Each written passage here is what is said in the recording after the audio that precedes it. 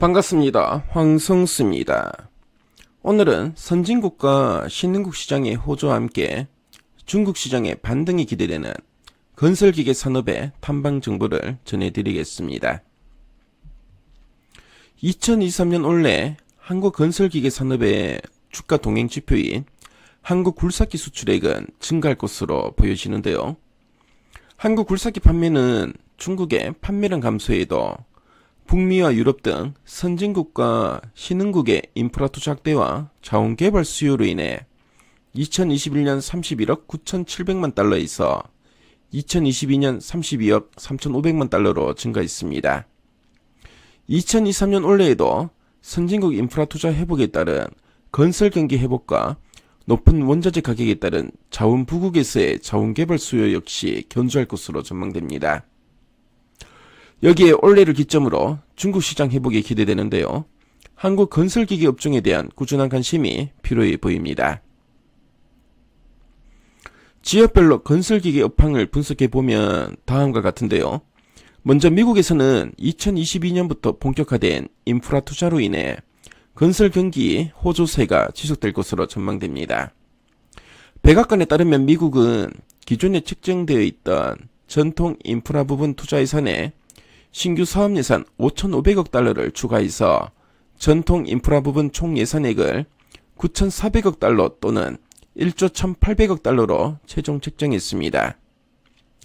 2022년 기준 민간과 공공 비주거용 건설 지출이 8,882억 달러인 것을 감안했을 때 연간 1,880억 달러 규모로 전통 인프라 부분에서 투자가 집행될 것으로 보여집니다. 2023년 올해 비주거용 건설 지출은 2022년 지난해 대비 약 21.2% 증가할 것으로 추정됩니다. 신흥국에서의 굴삭기 판매도 지속적으로 호조세를 보일 것으로 기대되는데요. 올해에도 글로벌 금속, 석탄 탑10 광산 기업들의 총 캐펙스 금액은 전년 대비 6.9% 증가할 것으로 전망됩니다.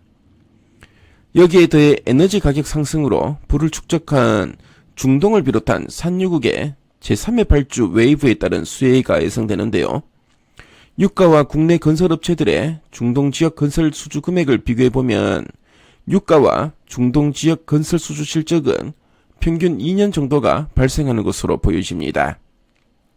2020년 이후 상승했던 유가와 이연된 중동 건설 수주로 증가로 국내 건설기계 기업들의 중동 지역 굴삭기 판매액 역시 올해 호조세를 볼 것으로 전망됩니다. 중국 시장은 올해를 기점으로 회복할 것으로 기대되는데요. 중국 지방정부 주 재원인 토지 사용권 매각 수입이 부동산 경기 악화로 인해 2018년 이후 최저치를 기록했습니다.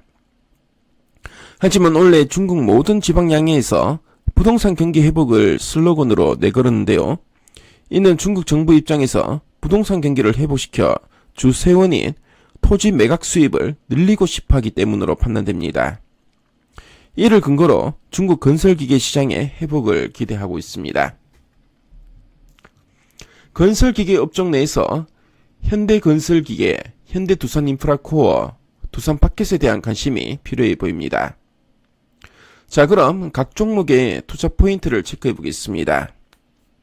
먼저 현대건설기계는 북미와 신흥국 수요는 견조한 흐름이 예상됩니다.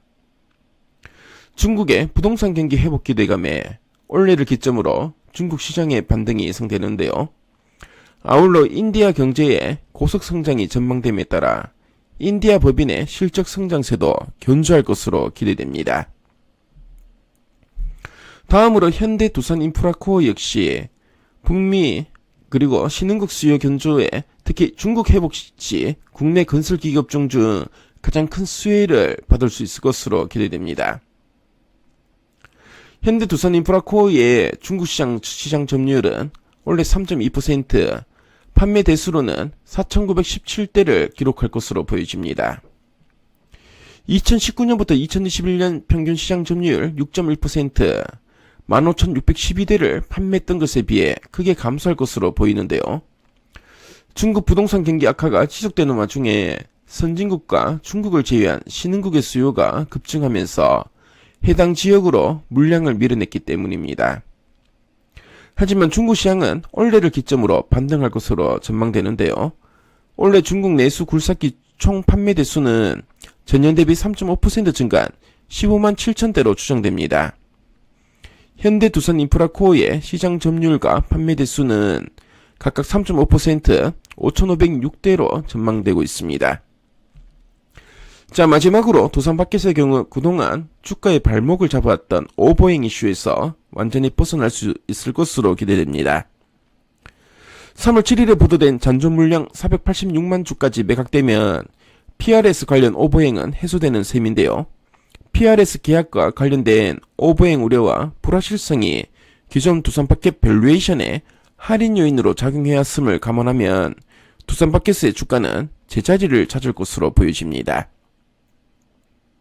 건설기계 산업의 탐방 정보를 말씀드렸는데요. 지금까지 황성수였습니다.